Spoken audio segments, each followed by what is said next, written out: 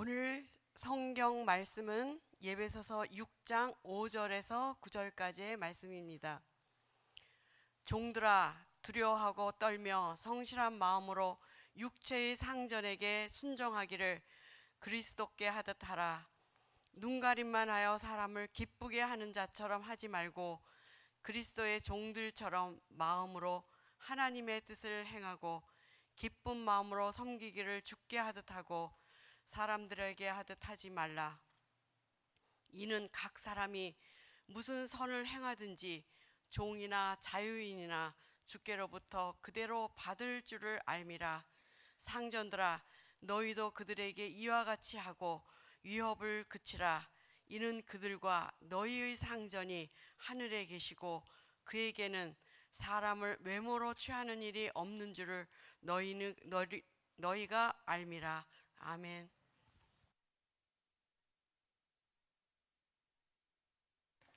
성령 충만한 사람의 특징이 4가지였습니다. 예배와 감사로 하나님께 영광을 올려드립니다.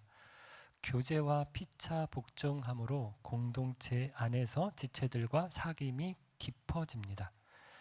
여러분, 우리가 성령 충만함을 오해할 때가 많습니다. 성령 충만하면 만날 성경만 보고 기도만 해야 할 것 같습니다. 기도원에 들어가서 살아야 될 것 같고 방언하고 병 고치는 거 성령 집회라고 해서 예언하고 사람들을 앞으로 나오라고 해서 넘어뜨리는 이상한 걸 성령의 역사라고 생각합니다. 아닙니다. 성령 충만한 것이 특별한 것이 아닙니다. 정상적인 삶을 사는 것입니다. 일상의 삶을 살면서 하나님과 이웃과 사랑의 관계를 맺는 것, 더 깊어지는 것이 성령 충만입니다. 바울이 계속해서 성령 충만한 사람이라면 가장 가까운 관계죠. 부부 간에 어떠해야 하고 부모와 자녀 사이에서도 어떠해야 하는지에 대해서 말씀했습니다. 여러분, 성령 충만한 사람은 가정에서부터 달라야 합니다. 부부 사이에 만날 티격태격하고 으르렁거리며 다투고 싸웁니다. 부모와 자녀 사이에 담을 쌓고 지냅니다. 아무리 기도를 열심히 하고 성경을 많이 알고 교회 일에 열심을 내도 신앙이 좋다라고 말하기 어렵습니다. 성령 충만하다라고 말할 수 없습니다.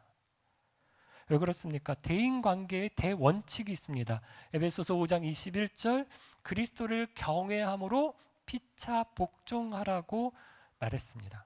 성령 충만한 사람은 하나님께만 복종하는 것이 아니라 피차 서로 간에 복종하기 때문입니다. 피차 복종하라는 원리가 아내에게 적용할 때, 될 때 아내는 남편에게 순종합니다. 남편은 아내를 사랑합니다. 자기의 목숨을 다 드리기까지. 자녀는 피차 복종하면 하라는 말씀이 적용될 때 부모에게 주 안에서 순종합니다. 부모는 자녀를 노엽게 하지 않습니다.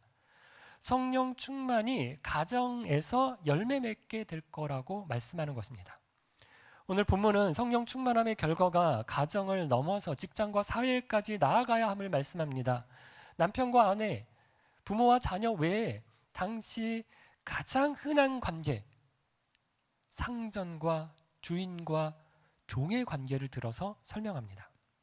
상전과 종에 대한 말씀을 보면서 많은 사람들이 제기하는 의문이 있습니다. 그것은 바울이 로마의 노예 제도에 대해서 비판하거나 노예 제도를 폐지해야 한다고 말하지 않았다는 것입니다.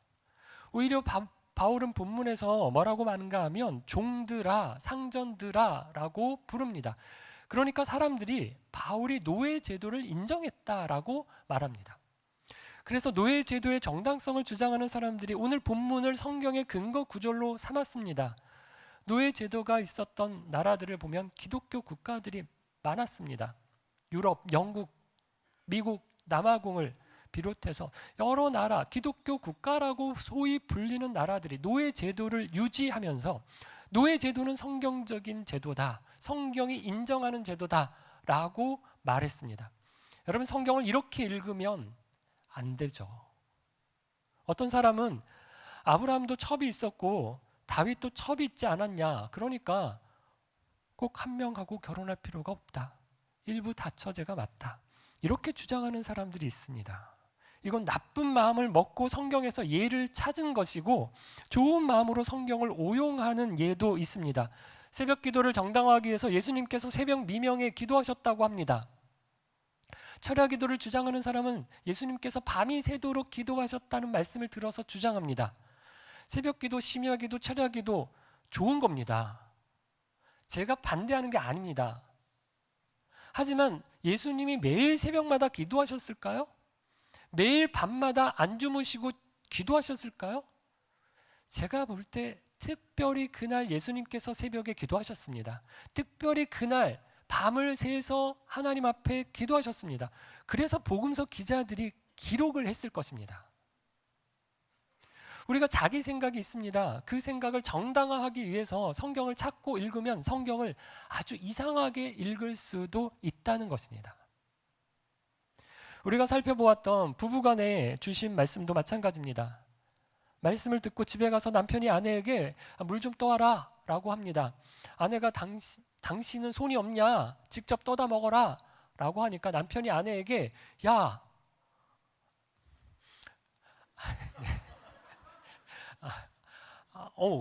오늘 말씀이 아내에게 남편에게 복종하라고 하지 않았느냐라고 하면서 다투었다라고 해보십시오.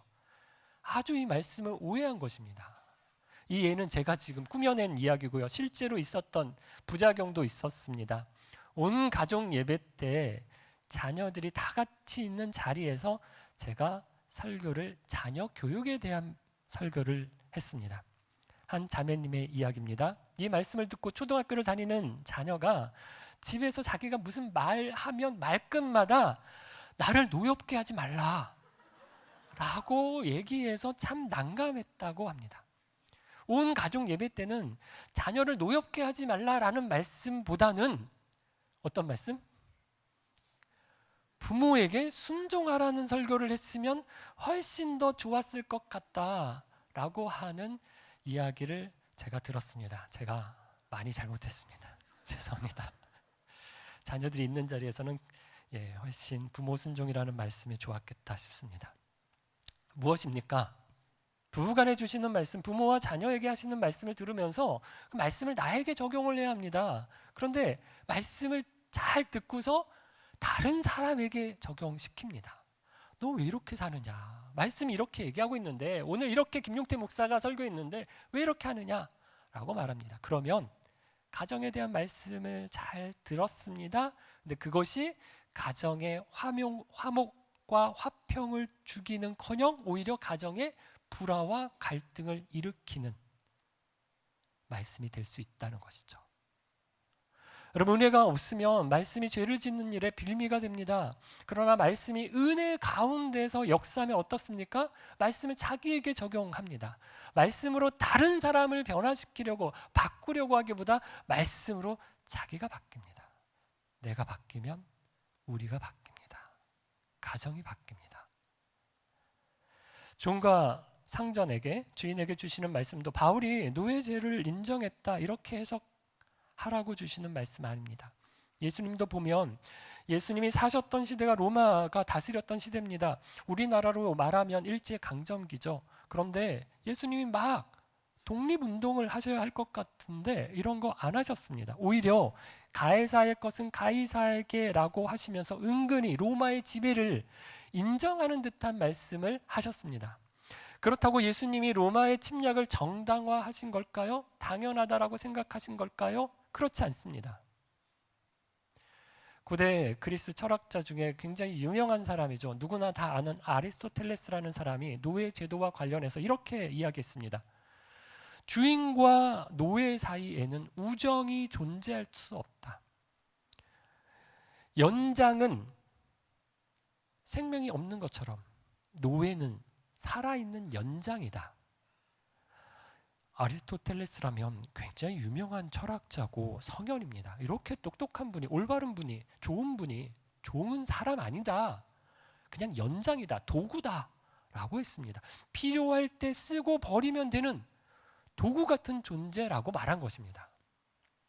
그런데 아리스토텔레스와 바울이 말하는 것을 비교해 보면 어떻습니까?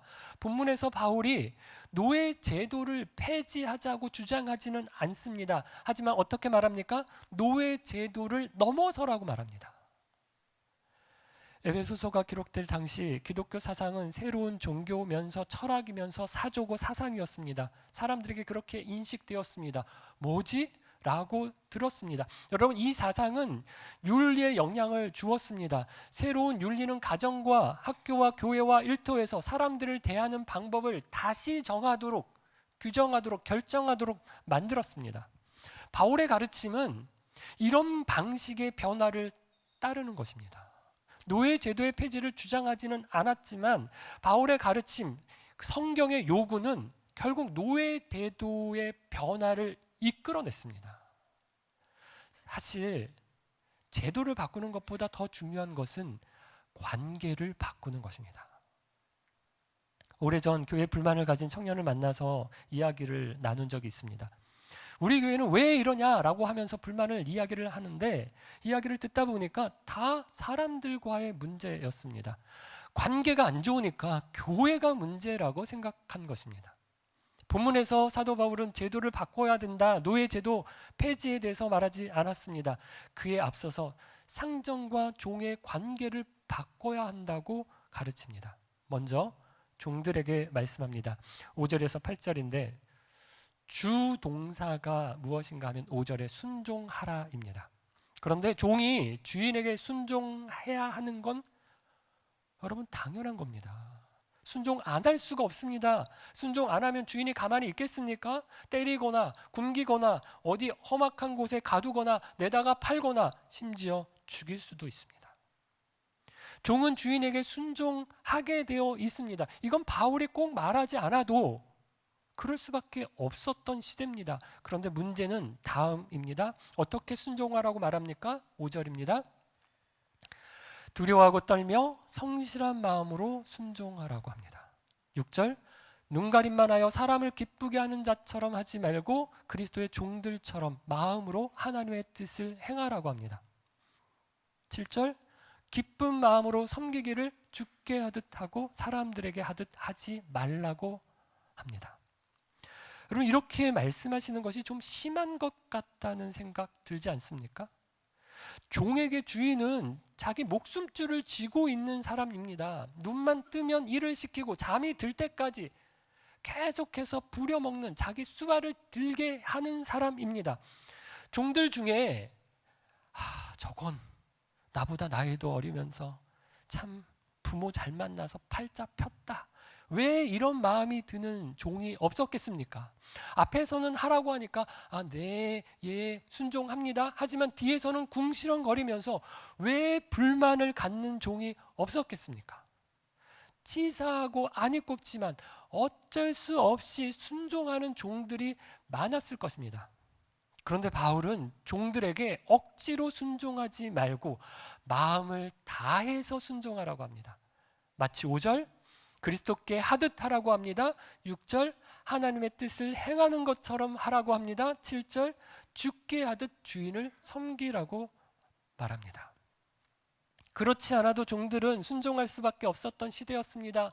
비참한 생활을 하던 종들에게 왜 바울은 한술 더 떠서 억지로 순종하지 말고 순종하되 그리스도께 하듯 하나님을 섬기듯 순종하라고 할까요? 5절에 보면 두려워하고 떨며 성실한 마음으로 순종하라고 합니다. 네, 여러분, 이것은 사람이 하나님 앞에서 가져야 할 자세와 같은 말입니다. 우리가 하나님을 앞에 설 때 두려워하고 떨며 성실한 마음으로 그 앞에 섭니다. 바울은 종들에게 하나님을 예배할 때만 두렵고 떨림으로 하지 말고 일상에서 상전을 섬길 때도 하나님께 하는 것처럼 하라는 것입니다. 사랑하는 여러분, 오늘날 더 이상 종과 주인, 상전의 관계는 없습니다. 오늘날 노예 제도는 폐지되었습니다. 그래도 이 말씀은 오늘 우리에게 적용할 수 있는 말씀입니다. 저는 이 말씀을 우리가 직장에서 직장 상사에게, 거래처 사람에게, 학교에서 선생님이나 교수님께 적용할 수 있다고 생각합니다. 우리가 만나는 많은 사람들에게, 특별히 나보다 더 높은 사람, 나이가 많거나 높은 지위를 가진 사람에게 적용할 수 있다고 생각합니다. 어떻게 하라는 것입니까? 그리스도인들은 믿지 않는 사람들과 달라야 한다는 것입니다. 직장에서 일을 할 때, 사람들을 상대할 때, 학교에서 공부하고 친구들을 사귈 때도 우리의 태도가 달라야 합니다. 어떻게 다릅니까? 그리스도인들은 교회에서 하는 모습처럼, 예배할 때의 모습처럼 교회당 문을 나서서도, 예배를 마치고 나서도 같은 모습으로 살아야 한다는 것입니다. 그리스도인 직장인은 교회에서 예배 드릴 때와 직장에서 일을 할 때의 태도가 같아야 합니다. 이것이 세상 사람과 예수 믿는 사람이 일하는 방식의 차이입니다. 세상 사람들은 눈가림만 합니다. 상사가 볼 때, 사람들이 볼 때만 열심히 일을 하는 척을 합니다. 상사가 없으면, 사람들 없으면 돌아서서 딴짓하고 시간을 보냅니다. 놉니다. 사람들 앞에서 사는 사람들입니다. 그러나 우리는 하나님 앞에서 사는 사람들입니다. 하나님의 눈을 피할 방법이 없습니다. 하나님은 예배 시간만 아니라 예배 시간 외에도 우리를 보고 계십니다. 무슨 CCTV를 설치해 놓은 것처럼, 사각지대가 없는 CCTV에 보여지는 것처럼 교회당 안에서만 우리를 보고 계시는 게 아니라 교회당 밖에서도 우리의 일거수일투족을 지켜보고 계십니다. 오늘 그리스도인의 문제가 무엇입니까? 교회에서는 거룩하고 고상한 것 같은데 직장에서, 학교에서, 사회에서 사람들을 만나서 하는 것을 보면 믿는 사람인지 믿지 않는 사람인지 별 차이가, 다른 것이 없다는 겁니다. 오래전 간호사로 일을 하는 자매가 페이스북에 올린 글입니다. 병원에서 일하다 보면 엄청 이기적이고 자기밖에 모르면서 침상 옆에는 성경책이 놓여 있고 찬송가를 틀어놓는 모습을 볼 때가 있다. 정말 눈살을 찌푸리게 한다. 이 자매가 이 환자분과 이 분의 가족들에게 많이 이렇게 괴롭힘을 당했던 것 같습니다. 간호사에게 갑질하고 못되게 굴면서 예수는 자기가 제일 잘 믿는 것처럼 티를 냅니다. 이럴 때 덕이 안 됩니다. 제가 아는 목사님 중에 한 분이 목회를 안 하겠다고 당분간 쉬겠다고 결심을 했습니다. 자기가 정말 목사가 맞는지 고민이 들었다는 것입니다. 자기가 목사가 아니어도 열심히 예배를 드렸을까? 이렇게 열심히 교회 봉사를 했을까? 그런 생각이 들었다고 합니다. 그러다 한 번은 운전을 하다가 어떤 사람하고 시비가 붙었습니다. 막 멱살까지 잡고 싸웠는데, 그리고 나서 교회 와서 설교를 해야 했다고 합니다. 그러면서 내가 목사 자질이 있나?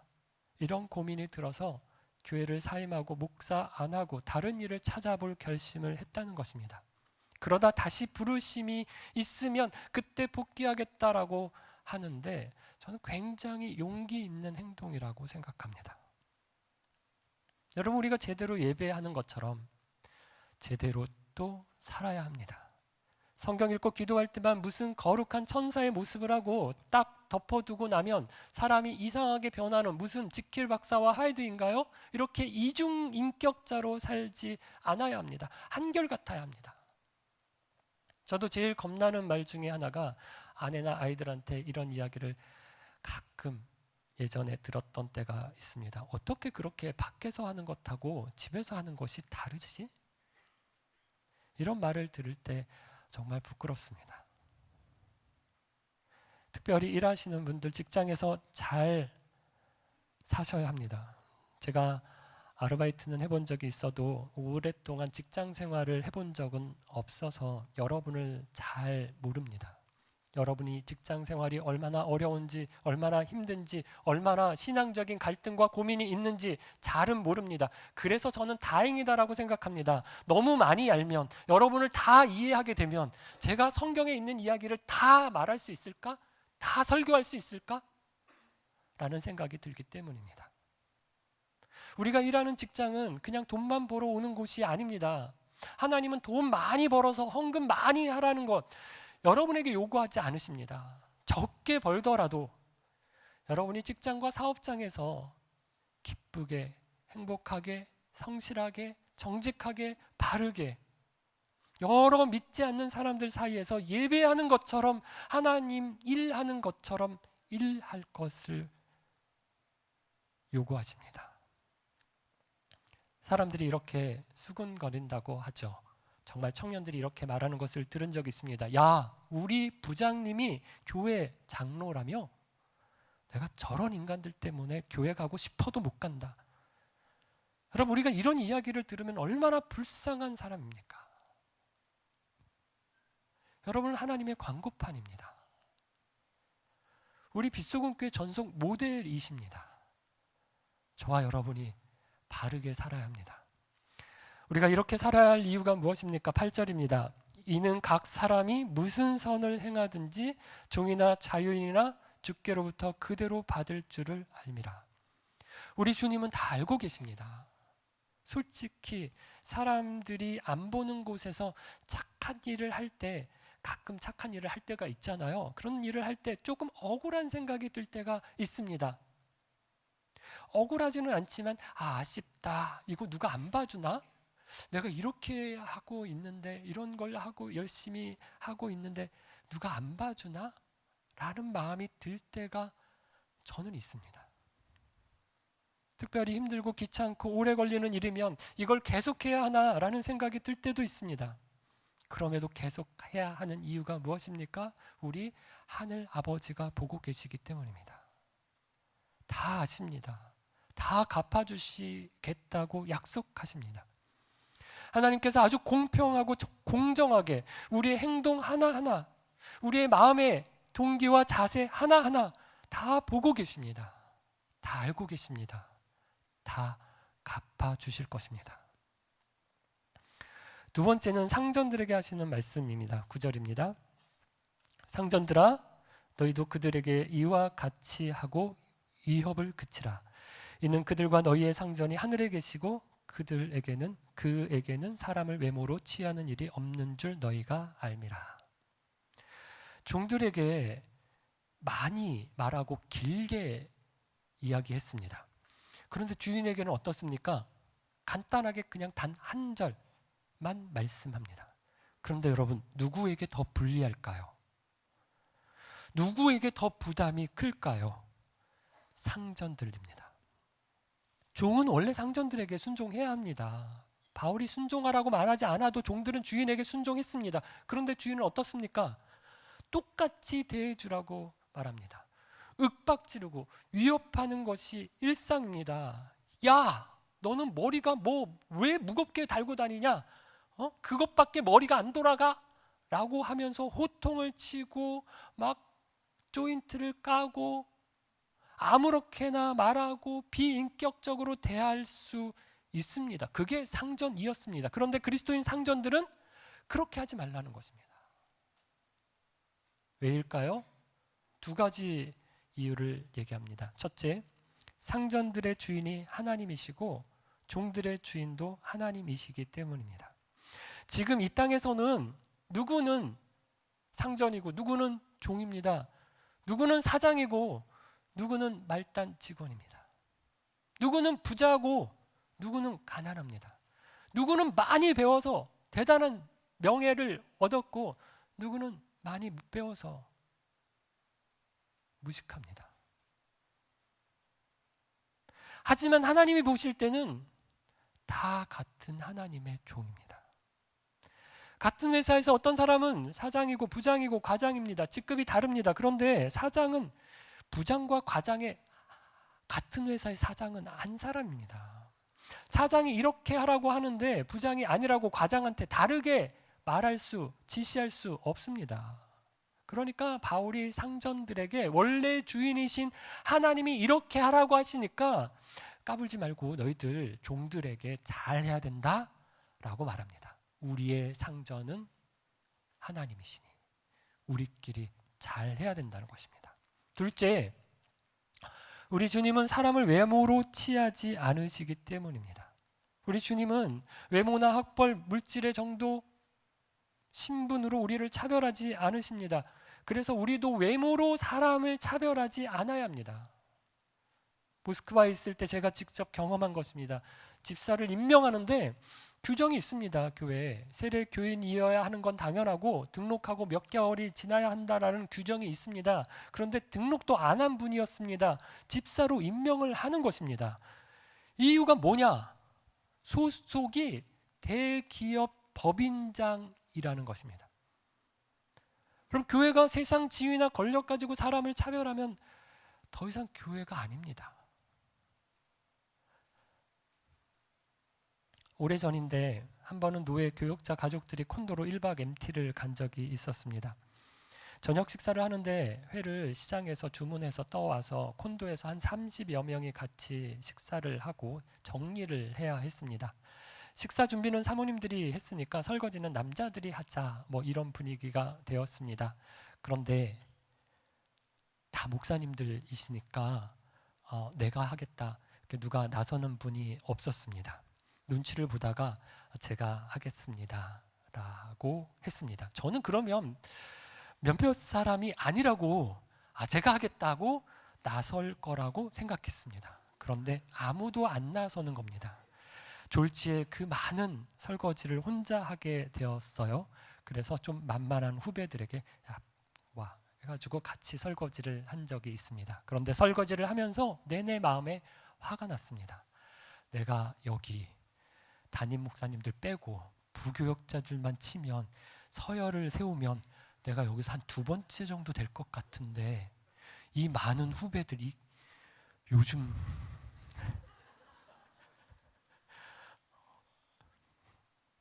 빠져가지고 막 이런 생각이 들면서 마음속으로 억울하다, 괘씸하다 이런 생각이 들었습니다.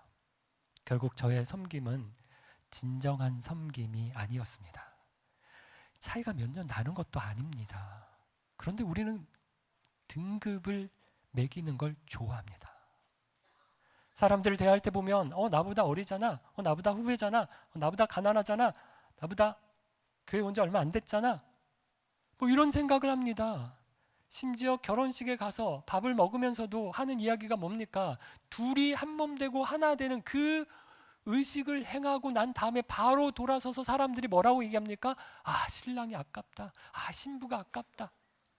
사람들을 평가하고 줄을 세웁니다. 여러분, 세상 기준을 버려야 합니다. 하나님 앞에서 하나님이 보시는 기준으로 볼 때 저와 여러분은 다 같습니다. 우리가 사람을 대할 때 갖는 생각들, 내가 쟤보다 낫다, 이런 생각은 결국 사단이 우리에게 주는 것입니다. 사랑하는 빛소금 가족 여러분, 오늘 본문은 좁게는 직장에서 어떻게 우리가 살아야 하는지 말씀하는 것이지만 넓게 적용하면 사람들과의 관계에서 어떻게 행해야 하는지에 대해서 말씀합니다. 2가지를 기억하면 좋겠습니다. 첫째, 무슨 일을 하건 그리스도께 하는 것처럼 하십시오. 많은 사람이 만인 제사장주의라고 알고 있는데 정확한 표현은 전신자 제사장주의입니다. 칼뱅이 모든 신자, 모든 성도는 제사장이라고 말했습니다. 그러므로 저와 같은 목사만 제사장, 성직자가 아닙니다. 모두가 성직자입니다. 내가 하는 일을 그리스도께 하는 것처럼 하면 내가 하는 그 일이 성직이 됩니다. 그 일을 통해서 하나님께 영광을 올려드릴 수 있습니다. 하나님을 기쁘시게 해드리는 일이 되는 것입니다. 현장에서 몸을 써서 땀을 흘려서 하는 일이건, 사무실에서 사물을 보는 일이건, 집에서 육아를 하고 설거지를 하고 청소를 하는 일이건, 무슨 일을 하느냐 보다 더 중요한 것은 그리스도께 하는 것처럼 하는 것입니다. 그리스도께 하듯 일할 때 하나님께 영광됩니다. 사람들은 관심이 있습니다. 우리가 무슨 일을 하는지에 관심이 있습니다. 하지만 하나님은 어떻게 하는지를 보십니다. 사람들에게 보이려고 일하지 말고, 사람이 보든지 보지 않든지, 누가 알아주든지 안 알아주든지 그리스도께 하는 것처럼 일하시기를 바랍니다. 둘째, 누구를 대하건 그리스도를 대하는 것처럼 대하십시오. 예수님은 사람을 외모로 취하지 않으십니다. 예수님은 지극히 작은 자에게 한 것이 곧 내게 한 것이다라고 말씀하셨습니다. 상전이고 부자고 많이 배웠다고 나이가 많다고 여러분 거기에 너무 굽실거리지 마십시오. 존중은 하되 너무 그 앞에서 굽실굽실 하지 마십시오. 자기보다 못해 보인다고 아무렇게나 대하고 말하지 마십시오. 사람의 인격을 언제 알 수 있습니까? 자기보다 윗사람에게 어떻게 하는지보다 자기보다 아랫사람에게 어떻게 하는지를 보면 그 사람의 됨됨이를, 인격을, 수준을 알 수 있다고 말합니다. 우리 믿음의 수준, 우리 신앙의 인격은 예배를 하는 이 자리가 아니라 예배를 드린 후에 여러분의 일상의 삶을 사는 자리에서 드러납니다. 무슨 일을 하건 누구를 만나건 그리스도께 하는 것처럼 하셔서 그리스도인의 삶, 성령 충만한 삶 살아내시는 저와 여러분 되기를 주의 이름으로 축원합니다.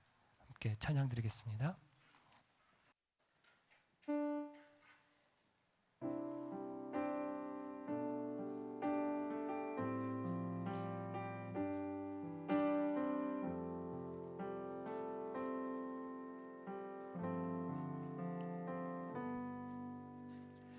나를 보내사 서게 하신 곳, 가장 귀한 곳이 바로 이곳이라. 내게 주신 곳 광야와 같아도 믿음과 소망 가지고 최선을 다하리. 나의 작은 삶 주께 드릴 때 나의 삶을 통해 주 영광 받으리. 내게 맡기신 가장 귀한 이곳 감사와 순종으로 오늘을 살리라.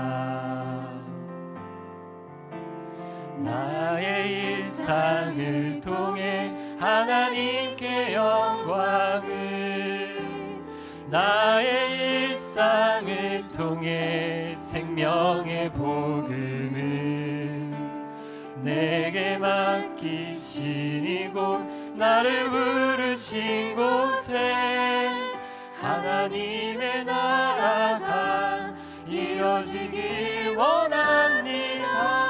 나의 작은 삶, 나의 작은 삶 주께 드릴 때 나의 삶을 통해 주 영광 받으리. 내게 맡기신 가장 귀한 이곳 감사와 순종으로 오늘을 살리라. 나의 일상을 통해 하나님께 영광을, 나의 일상을 통해 생명의 복음을, 내게 맡기신 이곳 나를 부르신 곳에 하나님의 나라가 이뤄지길 원합니다. 나의 일상을 통해, 나의 일상을 통해 하나님께 영광을, 나의 일상을 통해 생명의 복음을, 내게 맡기신 이곳 나를 부르신 곳에 하나님의 나라가 이뤄지길 원합니다.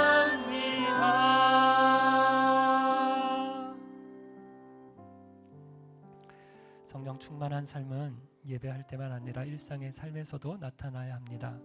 직장에서 일을 할 때 눈가림만 하여 사람을 기쁘게 하는 자처럼 하지 않고 그리스도에게 하는 것처럼 성실하게 일하겠습니다. 누구를 만나든 외모로 사람을 취하지 않고 그리스도에게 하는 것처럼 존중하겠습니다. 가정에서 세상에서 믿지 않는 사람 같지 않게 하시고 구별된 하나님 나라 백성으로 살게 하옵소서. 무엇을 하든 누구를 만나든 그리스도에게 하는 것처럼 하여 하나님 나라 세워가게 하시고 나의 일상을 통해 하나님께 영광 되게 하옵소서. 함께 기도하겠습니다. 하나님 감사합니다. 우리를 불러서 하나님을 나의 주인으로 고백하고 그리스도를 나의 왕으로 고백하며 하나님 나라의 백성으로 들어와 살게 해주셔서 감사합니다. 하나님 나의 주인이십니다. 나의 왕이 되십니다. 내가 그분의 음성을 듣고 그분의 뜻을 받들어서 살아가겠습니다. 상전을 대할 때 하나님 종들을 대할 때 하나님 앞에서 그리스도에게 하는 것처럼 하겠습니다. 무슨 일을 하든지 억지로 하지 않게 하시고 최선을 다하여 마음을 다하여 하나님 하게 하는 것처럼 하나님의 일을 하는 것처럼 거룩한 일로 알고 하나님 앞에서 살아가겠습니다. 나의 삶이 하나님께 영광 되기를 원합니다. 나의 하나님 모든 일상의 삶이 그 자리에서 하나님을